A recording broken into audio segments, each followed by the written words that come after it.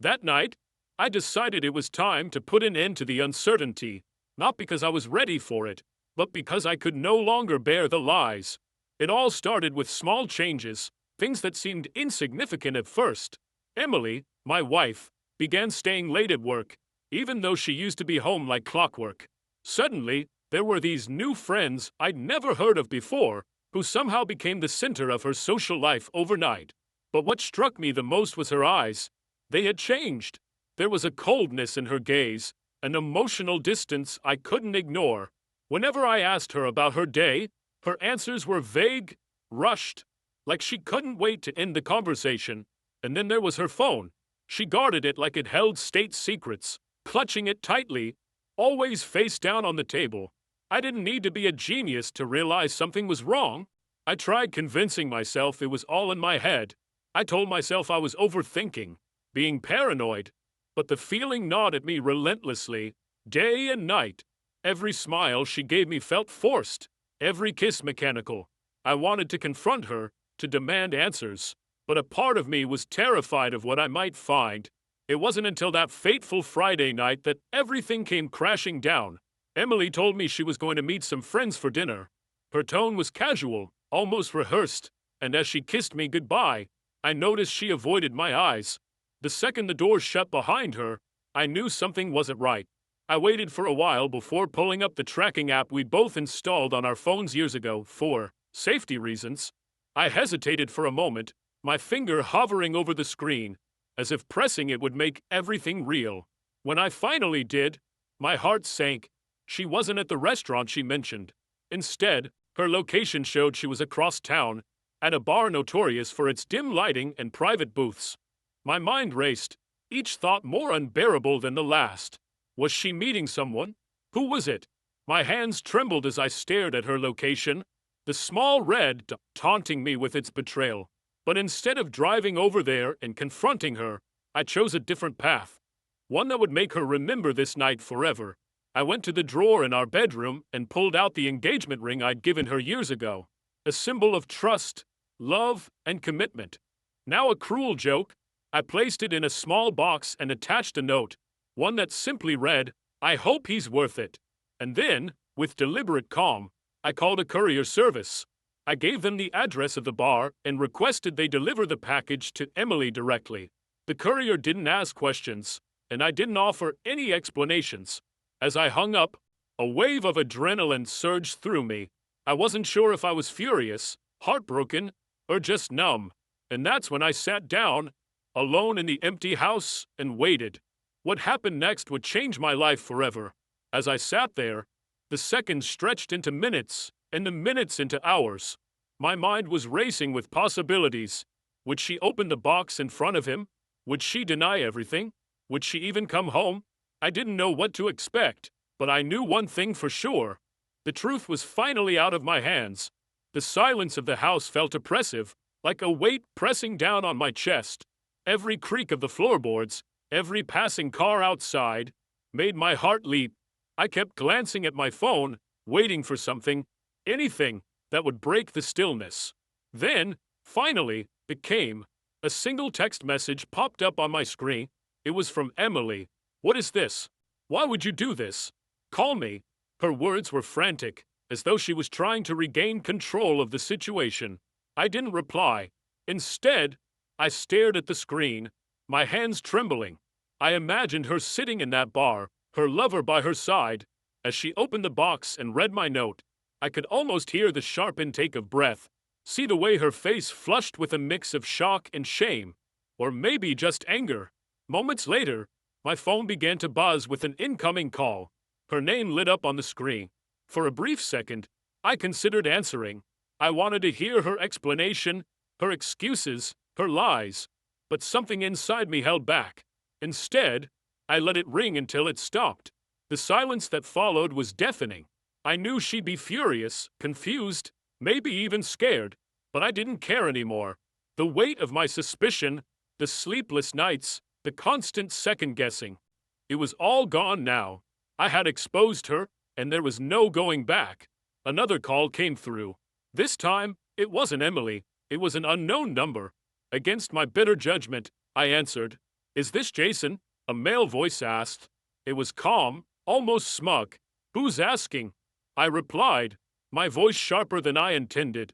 This is Mark. I believe you sent something to Emily tonight. Let's talk about this like adults. Mark. So this was the man she had been sneaking around with. Hearing his voice made my blood boil, but I forced myself to stay composed. There's nothing to talk about, I said coldly. You've already made your choices. Now deal with the consequences. He chuckled, a low, condescending sound that made my skin crawl. You think sending a little box changes anything? Emily and I are happy together. You're just... I hung up before he could finish. I wasn't going to let him have the satisfaction of getting under my skin, but the night wasn't over yet. Moments later, I heard the sound of tires screeching outside. I walked to the window and pulled back the curtain just enough to see Emily's car pulling into the driveway. She got out, slamming the door behind her, and stormed toward the house.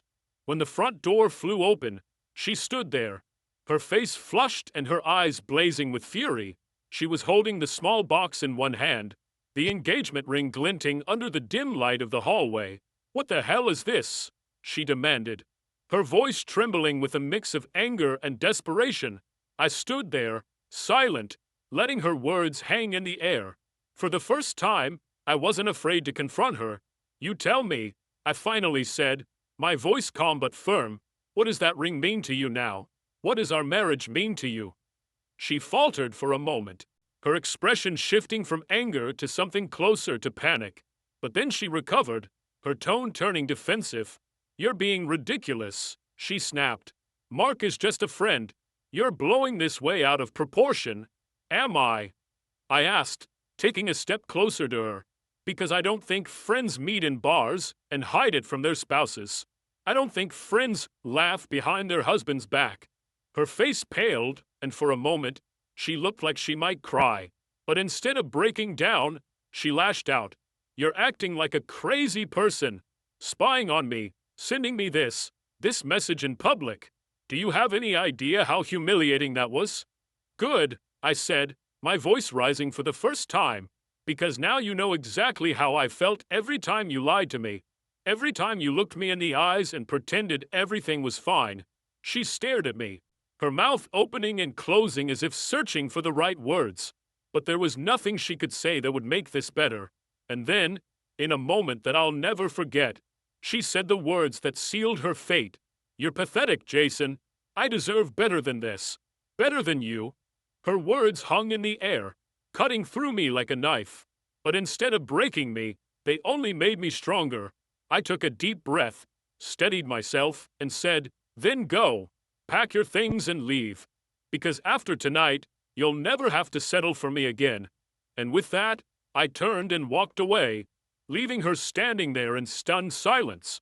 But this was far from the end. What happened next would take everything I thought I knew about betrayal and push it to a level I never imagined. I walked upstairs, leaving her standing frozen in the hallway. I needed space, distance from the venom she just spit at me. My mind was a whirlwind of emotions, but oddly, I felt a strange clarity amidst the chaos. Her words, as cutting as they were, gave me the final push I needed. There was no repairing this. There was no coming back. I closed the bedroom door behind me, leaning against it for a moment to steady myself. Then, I grabbed my laptop from the nightstand. If she wanted to call me pathetic, I'd show her just how meticulous and methodical I could be. Over the past few weeks, as my suspicions about Emily grew, I had quietly started gathering evidence. Phone records, credit card statements, odd patterns in her schedule. It all pointed to one conclusion, but I had needed proof. Now, it was time to piece it all together. I pulled up her phone records first. The same unknown number had appeared repeatedly over the last few months. Dozens of calls and texts at all hours. Mark. It had to be him. I'd seen enough. Next, I opened her email account, which she had carelessly left logged in on our shared laptop. My hands trembled as I clicked through her inbox, scanning for anything that would confirm what I already knew. And then I found it. An email from him, sent just 2 days ago. The subject line read, "Can't wait to see you Friday night." My stomach churned as I opened it. The email was sickeningly casual. filled with inside jokes and flirty comments. He had even included a picture of the two of them together, sitting at the same bar where she had been tonight. Her smile in the photo was radiant, the kind of smile I hadn't seen her wear around me in months.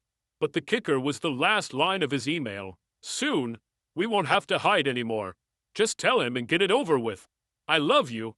My vision blurred as I stared at those words. I had always thought love was unbreakable, a bond that could withstand anything. But now, staring at this undeniable proof of her betrayal, I realized how fragile it really was. A sudden knock on the bedroom door jolted me back to reality. Jason, open the door, Emily called. Her voice strained. Let's talk about this. Talk? After everything I had just seen? I took a deep breath, steeling myself, and opened the door. She was standing there, her face flushed, her eyes red as if she'd been crying. But the second she saw the laptop in my hand, her expression shifted. What are you doing? She asked, her voice laced with panic. Looking for the truth, I replied, my tone flat. And I found it. Her eyes widened. You went through my emails? That's a violation of my privacy. Privacy? I snapped, my voice rising. You're worried about privacy after you've been sneaking around with him for months? After you've lied to me every single day? She took a step back, her mouth opening and closing like a fish out of water. For once, she had no excuse, no clever lie to twist the situation in her favor. I didn't mean for it to happen, she finally said, her voice barely above a whisper. It just did. That's your explanation? I asked, incredulous. It just happened. You expect me to believe you accidentally fell into his arms, into his bed? Tears streamed down her face now, but I felt no sympathy. She had made her choices, and now she would face the consequences. You said I'm pathetic, I continued, my voice steady despite the storm raging inside me. Maybe I was. Maybe I let you walk all over me for too long, but not anymore. I handed her the laptop, the email still open on the screen. She glanced at it, her face crumpling as she read the damning evidence. Jason, please, she begged, her voice trembling. Let's talk about this. We can fix it. I'll end things with him, I promise. End things with him? I laughed bitterly. Emily, it's already over. Not just with him. With us. She sank to the floor, sobbing, but I couldn't bring myself to comfort her. Her tears were too little, too late. As I turned to leave the room, my phone buzzed again, another text from the unknown number. This time, it wasn't just a message. It was a video. Curious and cautious, I opened it. The screen filled with grainy footage of Emily and Mark at the bar. But it wasn't just the two of them. There was someone else, another man sitting at the bar, filming them. The video ended with a text overlay. There's more you need to see. Call me. I stared at the screen, my mind racing. Who had sent this? And what was their angle? As Emily's sobs echoed through the house, I realized this was far from over. The web of lies was more tangled than I had ever imagined, and the truth was only beginning to unravel. I stared at the video on my phone, unable to process what I had just seen. Emily's betrayal was bad enough, but now there was someone else involved. A stranger who seemed to know everything and wanted to share it with me. My mind raced with questions. Who was this person? What did they know? And why were they reaching out to me? Emily was still sitting on the floor, crying, but her sobs faded into the background as I focused on the text overlay. There's more you need to see. Call me. I hesitated for a moment before tapping the number. My hands trembled as the line rang. On the third ring, a deep, steady voice answered. Jason, I'm glad you called, the man said. He sounded calm, almost professional. Who is this? I demanded. And how do you know about Emily? Let's just say I'm someone who's been watching for a while, he replied cryptically. You deserve to know the whole truth. Watching? I snapped. What does that mean? Are you stalking her? It's not what you think, he said quickly. I'm a private investigator. Someone hired me to follow Mark, and, well, Emily got caught in the crossfire. A private investigator? My stomach twisted. Who hired you? And why? That's not something I can disclose, he said, his tone firm. But I can tell you this. Mark isn't who you think he is. He's dangerous, Jason. And Emily, she's in way over her head. I blinked, trying to make sense of his words. Dangerous? Mark, the smug, cocky guy who called me earlier didn't exactly scream, threat. What do you mean by dangerous? I asked, my voice laced with suspicion. Mark has a history, the man explained. A long one. He's a professional con artist. He targets women, married women, specifically. He gains their trust, isolates them, and then bleeds them dry. Your wife isn't the first, and she won't be the last. His words hit me like a punch to the gut. Emily wasn't just cheating. She was being played. Why are you telling me this? I asked, still struggling to process everything. Because I've seen how this ends, he said grimly. Mark will take everything from her. Her money, her reputation, even her safety. If you care about her, you need to act now. I let out a bitter laugh. Care about her? She's been lying to me for months, sneaking around with this guy. And now you expect me to swoop in and save her? I get it, the investigator said, his voice softening. You're angry, and you have every right to be. But this isn't just about Emily. It's about you too. Mark is methodical. If he knows you're on to him, he'll come after you. Your finances, your name, everything. The room seemed to spin as his words sank in. This wasn't just a marital betrayal. It was something much bigger, something darker. What do you want me to do? I asked finally. I'm sending you everything I've gathered on Mark, he said. Photos, financial records, past victims' testimonies. It's all in there. Use it however you see fit. But whatever you do, don't confront him directly. He's dangerous when cornered. Before I could respond, the call ended. A second later, my phone buzzed with a new message. It was a link to a secure folder. I opened it cautiously, my hands trembling. The folder was filled with documents, photos, and videos. All damning evidence against Mark. There were pictures of him with other women, financial statements showing large sums of money being funneled into offshore accounts, and even police reports from past victims. One photo in particular caught my attention. It was of Emily and Mark, taken outside the bar where she had been earlier that night. They were laughing, holding hands, looking every bit the happy couple. My stomach churned at the sight, but I forced myself to keep scrolling. The more I read, the more my anger shifted from Emily to Mark. He wasn't just some guy she had an affair with. He was a predator, and she was his prey. As much as I hated what Emily had done, I couldn't ignore the fact that she was in real danger. And if Mark was as ruthless as the investigator claimed, then so was I. I closed the folder and took a deep breath, trying to steady my thoughts. This wasn't just about my marriage anymore. It was about survival. Emily's sobs had quieted by now, and I could hear her moving around downstairs. I walked out of the bedroom and found her in the living room, pacing back and forth. When she saw me, her eyes were red and puffy, but there was a flicker of defiance in her expression. Jason, we need to talk, she said, her voice trembling. Oh, we're going to talk, I said, holding up my phone. But first, you need to see this. I handed her the phone, the folder still open. She hesitated for a moment before taking it, her eyes scanning the screen. As she scrolled through the files, her face went pale. Where did you get this? She whispered. Does it matter? I replied. What matters is that the guy you've been sneaking around with is a con artist.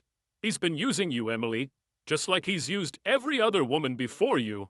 She sank onto the couch, her hands shaking as she held the phone. I didn't know, she stammered. I thought he cared about me. Cared about you? I said, my voice rising. Emily, he's been playing you from the start. And now, because of you, he's got his sights set on me too. Tears welled up in her eyes, but I didn't let her off the hook. You need to tell me everything, I said firmly. How you met him, what he's said to you, everything. Because if we're going to stop this guy, I need to know exactly what we're dealing with. She nodded slowly, her shoulders slumping in defeat. For the first time in months, I saw the woman I had married. The one who looked at me with something resembling remorse. But this wasn't over. Not by a long shot. The storm was just beginning, and I had no idea how much destruction it would leave in its wake. Emily sat on the couch, clutching my phone as though it might shatter in her hands. Her face was pale, her lips trembling, and for the first time, I saw genuine fear in her eyes. It wasn't just guilt anymore, it was terror. She finally understood the gravity of what she'd gotten herself into. "Talk," I said, my voice low and steady. "Start from the beginning. How did this happen?" She swallowed hard, her voice barely above a whisper. "I met him at a work event. He was charming, confident. He listened to me, Jason. He made me feel important."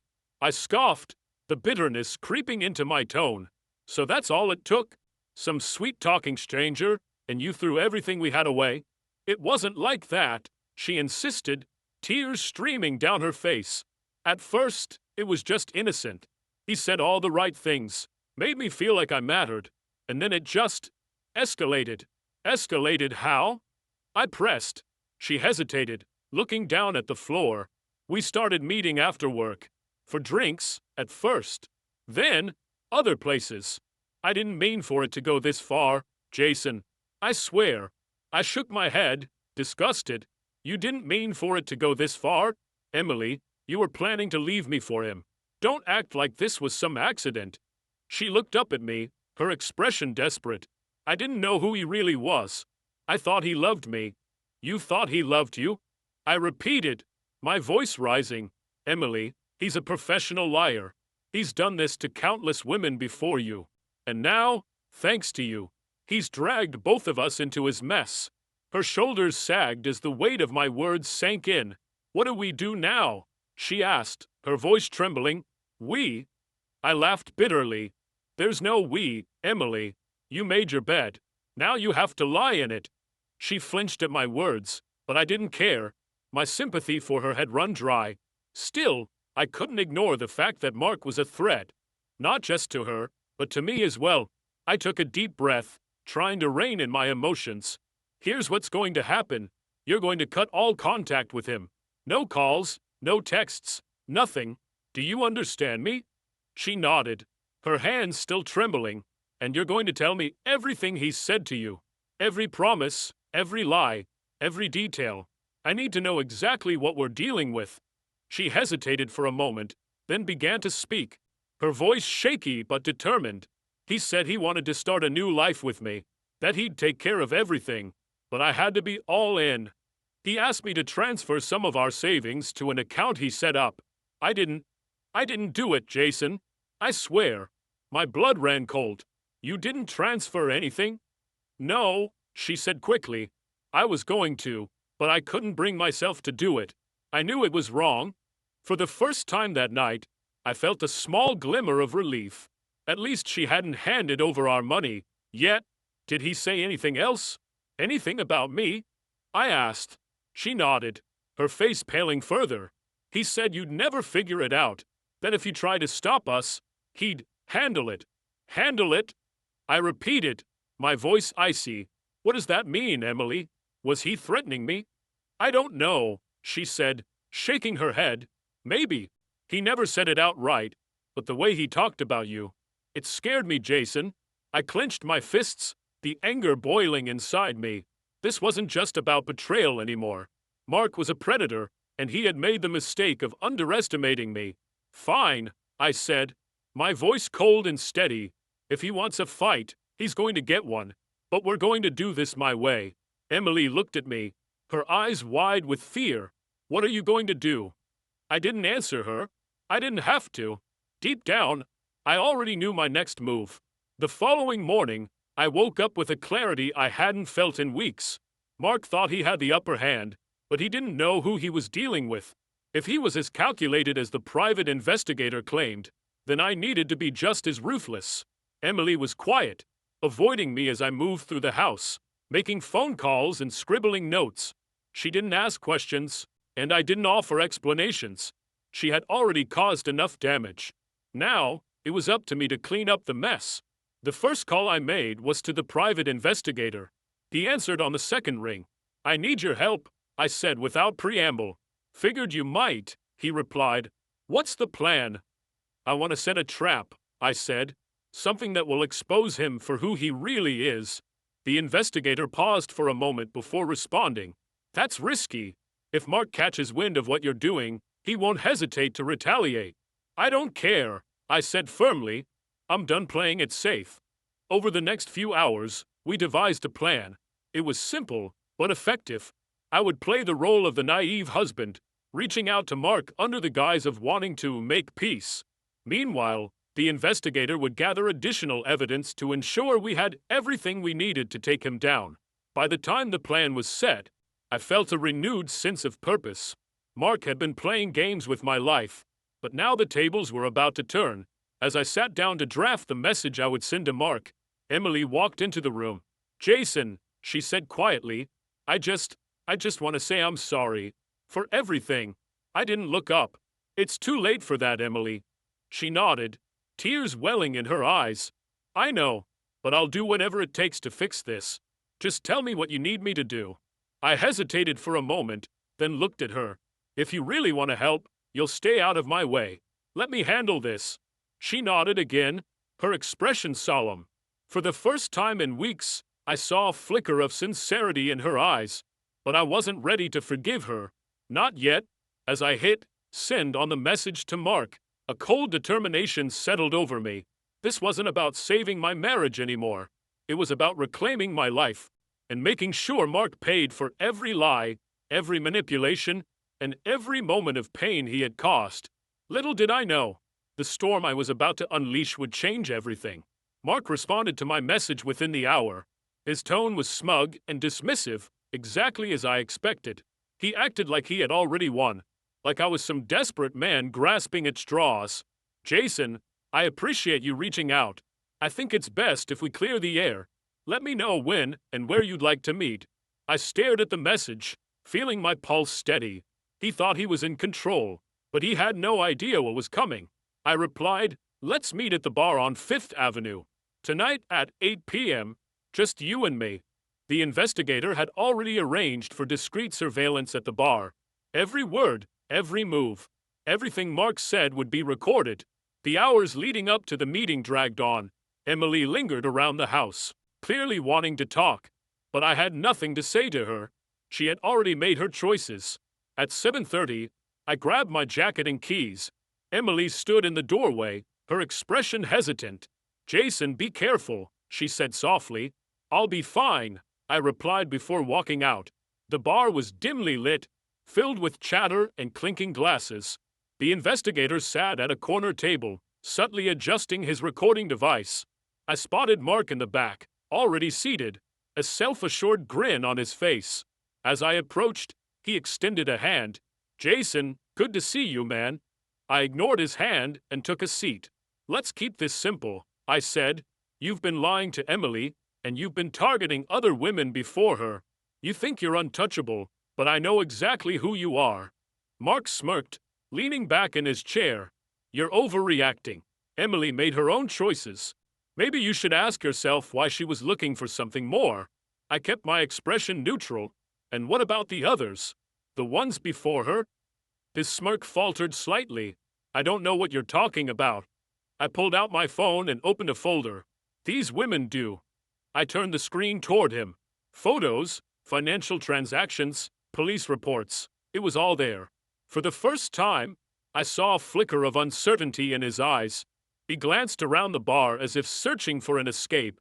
"You should be careful, Jason," he said, lowering his voice. "You don't want to get involved in something you don't understand." "I understand plenty," I replied. "And I also understand that people like you thrive on deception. But it's over, Mark. The authorities already have this. If I were you, I'd start thinking about what comes next." For a brief moment, he said nothing. Then, instead of lashing out, he chuckled. "You've got guts, I'll give you that. But you don't know the half of it." He stood up, straightening his jacket. "This conversation is over." "Yeah," I said, watching him walk away. "It is." I glanced toward the investigator, who gave me a small nod. Everything had been recorded. Now, it was only a matter of time. 2 days later, I got a call from the investigator. "They've got him," he said. "Already?" I asked, surprised. "He got sloppy," he explained. "Authorities flagged some of his financial activity. They arrested him at his apartment this morning. I exhaled slowly, feeling the weight of everything settle. Mark was finally out of our lives. Emily, on the other hand, was a wreck. She spent most of her time in the guest room, barely speaking. One evening, she finally broke the silence. "Jason," she said quietly, "I know I messed up.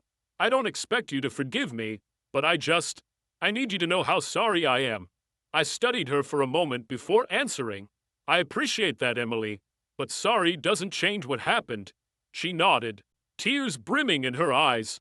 "I understand. I just, I hope one day you can move past this." "I already have," I said simply. The next few weeks were filled with paperwork and legal proceedings. Mark's arrest became public news, and Emily's involvement, though not criminal, drew attention. She eventually decided to move to another city to start over. One evening, I found myself at the same bar where I had confronted Mark. As I sipped my drink, I felt something I hadn't in a long time. Peace. I wasn't bitter. I wasn't angry. I had faced betrayal, manipulation, and lies. But I had come out the other side stronger. Mark was gone. Emily was no longer my concern, and for the first time in a long time, my life was truly my own, and that was all I needed.